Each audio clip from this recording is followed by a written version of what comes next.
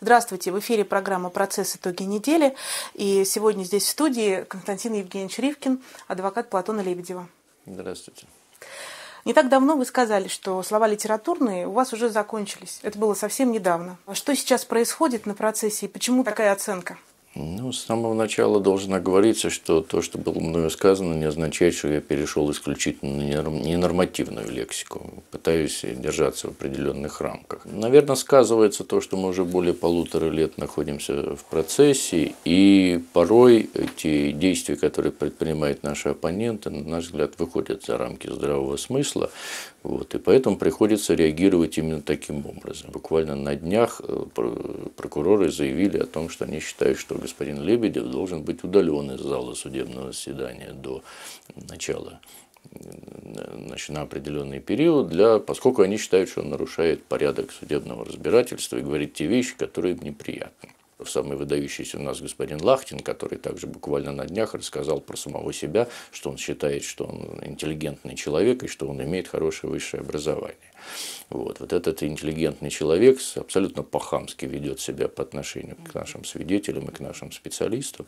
Как иностранные специалисты и юристы, Санди Сандерс тот же был у нас тоже на программе.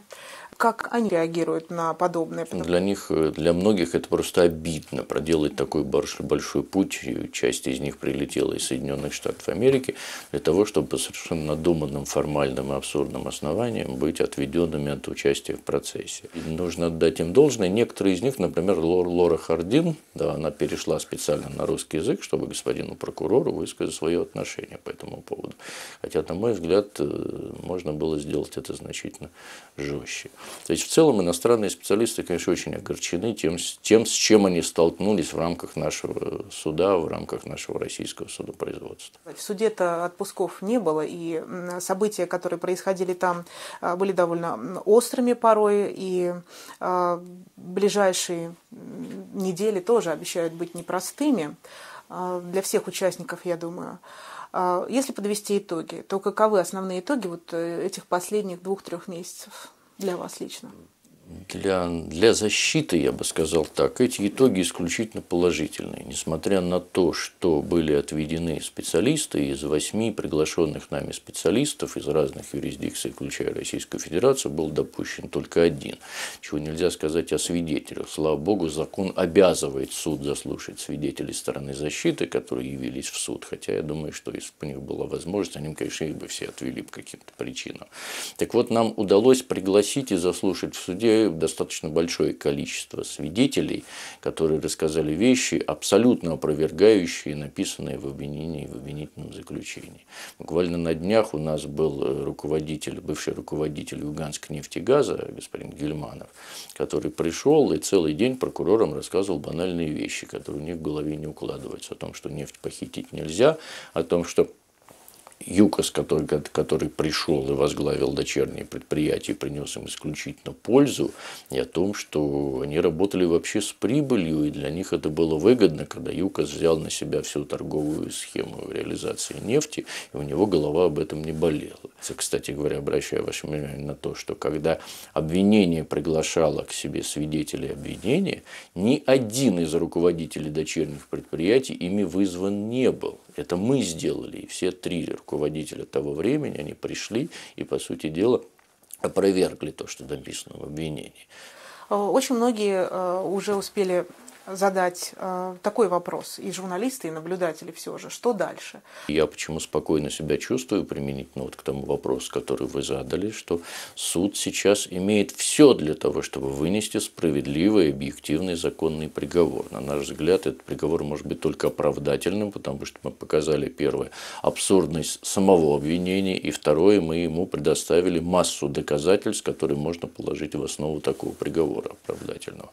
Когда меня спрашивают, мы рассчитываем на положительные решения. Я говорю, когда вы рассчитываете на положительные решения, вы мне покажите хотя бы какой-нибудь один признак. Последние изменения в законодательство, связанные с избранием и продлением срока содержания под стражей, инициировал господин президент Медведев. Да, там четко в этой норме, в лишней абсолютно, с моей точки зрения, нормы в Уголовно-процессуальном кодексе, которая была обусловлена исключительно тем маразмом, который происходит у нас в российской практике, специально придумали совершенно ненужную норму, где еще раз сказали, вот по этим статьям этих людей трогать нельзя. Что происходит? Да, первое, что делает наш уважаемый Хамовнический суд, по статусу уважаемый, не по сути, да, уважаемый Хамовнический суд, он берет и плюет на эту самую норму и делает то, что делает. Он продляет срок содержания под стражей Ходорковскому и Лебедеву. Поэтому я не берусь делать какие-либо прогнозы. Я еще раз говорю, на примере первого процесса я наелся уже выше крыши всего того, как там изгалялись над здравым смыслом, над всем чем угодно. По моим оценкам, приговор должен состояться до конца года. Кстати, о здравом смысле. Сегодня как раз, продолжая свою поездку по трассе Чита-Хабаровск, премьер Путин решил дать интервью газете «Коммерсант». Так вот, Путин, как вы, наверное, знаете, заявил, что Ходорковский, по его мнению, несет заслуженное наказание. Как вы лично восприняли и как юрист, и как просто гражданин вот это вот заявление? Оно вообще на что похоже, скорее всего? Ну вот два человека, едучи по грунтовой дороге, их там, наверное, сильно трясло, да, мне там о чем-то говорили. Один из этих людей был премьер-министр, он сказал некоторые вещи, конечно, меня удивившие. Относительно того, что он от кого-то узнал о том, что было возбуждено второе уголовное дело, я позволю себе не поверить, да, потому что в ином случае возникает вопрос такой, а вот господин премьер-министр, а сколько еще есть такой серьезной, существенной информации, которую вы не знаете? И почему вы об этом не знаете, если верить тому, что было сказано?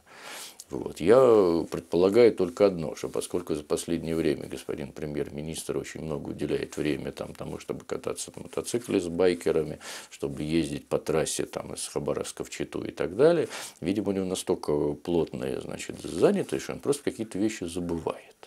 Уже за 260 дней перевалило судебное заседание, больше 260. И вот интересно, что стало известно, что Путин, когда Ходорковский в 2003 году от имени крупного бизнеса предложил государству единовременную компенсацию в 20 миллиардов, чтобы покрыть издержки приватизации, наверное же, как-то тоже реагировал на эту инициативу. И вот тут же вспоминается выступление и Грефа, и Христенко. Касьянова. Касьянова, конечно же. И плюс сразу Путин, после того, как был арестован Михаил Ходорковский, сказал, что компания ЮКОС уплатила все налоги, никаких проблем нет. Я очень хорошо помню, просто это вот растиражировано было новостями, вот этот крупный план на телевизоре, и Путин с микрофоном. В данном случае мы столкнулись с достаточно банальным примером избирательного применения закона. Когда вот только я вступил в это дело, у меня есть определенное количество знакомых среди бизнеса, и не все из них любят Ходорковского. И когда я начал с ними разговаривать на эту тему, некоторые злорадно потирали руки и говорили, вот он такой-сякой докерозетки. Это когда я еще не знал сути обвинений, не знал, что там происходит и так далее. На что мне пришлось им тогда ответить. Я говорю, господа, вот вы помните, таких Ходорковских было, условно скажем, 7. Даже по фамилиям, при желании может назвать. Представители крупнейшего бизнеса. Помните, был такой термин семибанкирщина. Да. Но когда из них берут одного и делают показательную порку, причем, когда я посмотрел суть обвинений, я пришел в ужас. Я по первому делу занимался налоговыми эпизодами, как по личным налогам, так и по корпоративным налогам, связанных с обвинением по статье 199. Это, по сути дела, то, что дошло потом продолжение, и вот в связи с чем был обанкрочен ЮКОС. Это применение с задним числом нормативных актов, которые не действовали в тот момент, и навешивание ярлыков только на одну нефтяную компанию. Это многократное накручивание сумм недоимок, штрафов и пений каких-то фантастических размеров. И в конечном итоге это привело к чему? Вот наше обвинение, да? украли с 1998 по 2003 год 350 миллионов тонн нефти. Я для себя это объясняю так. Вот взяли по первому делу некий маразм и пропустили его через всю судебную вертикаль, вплоть до Верховного суда Российской Федерации. Ну и что, теперь по второму делу взяли еще больший маразм и знают о том, что все с этим, соответственно, согласятся. Поскольку люди там не 7 пядей во лбу, они наделали вот этих вот ляпов, типа там Томскнефть добыл 10 миллионов тонн, а мы вам нарисуем 29, чтобы вам было нехорошо. Да. Вот примерно в таком ключе. Вы как-то упомянули, что у вас очень много вопросов к руководителю Роснефти Богданчикову, которого также планировали, насколько я помню, вызывать в Хамовнический суд. И чем дело кончилось, мы тоже помним, что этого пока не случилось. В целом ряде случаев определенные свидетели, определенные организации абсолютно проигнорировали требования Хамовнического суда. В одних случаях, когда он запрашивал у них документы, это, кстати, касается Следственного комитета, куда судья обратился, его там послали по одному общеизвестному адресу. То же самое было с нефтедобывающими компаниями, куда суд направил запросы в 3 дочки, которые сейчас подчинены Роснефти. Вот ниоткуда, ни из одной из них не пришел ответ. Соответственно, вызвали господина Богданчикова, он тоже помахал ручкой и сказал, что он абсолютно без этого обойдется. Вот пришел министр действующий, пришел министр бывший. А у нас некоторое время назад судья оглашал такие вещи. Вот по повестке такой-то не явился, сообщив нам, что он очень сильно занят по работе. Как вам это нравится? Значит, Греф и Христенко не менее заняты по работе, а вот какой-то там банковский служащий, применительно к которому речь шла, он, соответственно, занят. Возвращаясь к господину Богданчику, я бы сказал так, что если бы он пришел, у нас были бы к нему вопросы. Интрига на самом деле заключается только в том, заявит ли прокуратура о том, что они хотят дополнить судебное следствие, не имеют на это права по закону. Я не исключаю, что если они позовут еще каких-то свидетелей, мы вернемся к вопросу о том, а кого бы пригласить еще, благо патроны в патронтаже еще есть. То сегодня любопытная информация пришла. В список компании WorldCheck попали представители Генпрокуратуры, ФСБ и Следственного комитета. Что этим чиновникам, как оказалось, грозит то, что они не смогут выполнять операции через ведущие мировые банки. И, кроме того, Госдепартамент рассматривает вопрос о запрете потенциальным коррупционерам въезд в США. А вы на это как смотрите? Что касается тех фигурантов, которые причастны к нашему делу, то и Лебедев, и Тарковский, они неоднократно в процессе заявляли. Мы считаем, что то, что эти люди сделали, это уголовное преступление. Лебедев говорил не раз, что мы ведем свое расследование и будем доказывать виновность этих лиц в совершении уголовных преступлений. И поэтому, если исходить из этой логики, то, в общем-то, конечной целью будет привлечение к уголовной ответственности.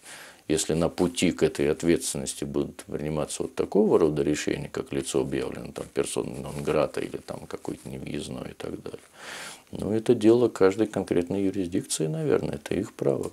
Всем известна пословица русская, что от тюрьмы и от сумы не стоит зарекаться. И я вас благодарю за то, что вы пришли к нам в студию и рассказали об итогах прошедшего периода летнего и отпусков. И напомню, что в Хамовническом суде отпусков не было. Всего хорошего. У нас был Константин Евгеньевич Ривкин, адвокат Платона Лебедева. А программу вела Дарья Пыльнова. Спасибо. Спасибо, всего хорошего.